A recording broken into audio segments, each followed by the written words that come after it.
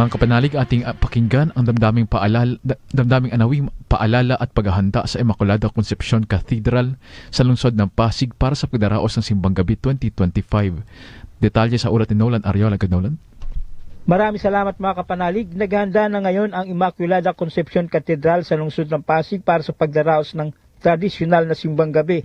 Ayon kay Brother Rocky San Juan ng Immaculada Concepcion Parish Office, ang Simbang Gabi 2025 ay magsisimula sa Martes, Disyembre 16 at magtatapos sa Huwebes, Disyembre 24. Sa loob ng 9 na araw, magkakaroon ng misa tuwing madaling araw upang ipakita ng mga mananampalatayang Katoliko ang kanilang debosyon.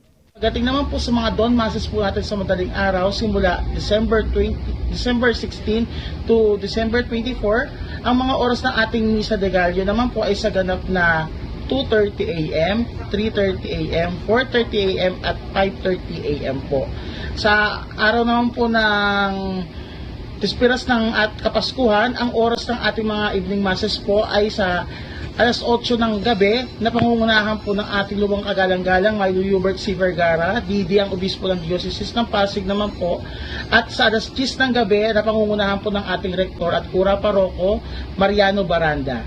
Sa araw ng Kapaskuhan, December 25, ang mga oras naman po ng misa ay katulad po ng sa araw ng linggo. Para sa ating pong mga mananampalataya at mga parokyano magsisimba dito sa ating katedral, mahigpit po natin ipinagbabawal ang magdala ng anumang mga alagang hayop para po magkaroon po tayo ng safety sa ating mga kasama po dito na maninimba. And then iwasan din po natin na magdala ng anumang sasakyan para po hindi tayo makasagabal sa mga magsisimba dahil napupuno po ang ating patio simula loob ng simbahan hanggang po sa ating buong katedral po. Kaya hanggat maaari, binibigyan po natin po kayo ng drop and go policy po na po pwede po kayong mag-drop and then go po ng sasakyan.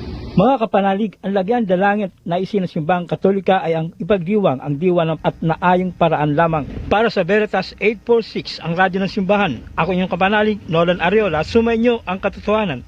Ronda Veritas Report. Simbang Gabi kung Pasko.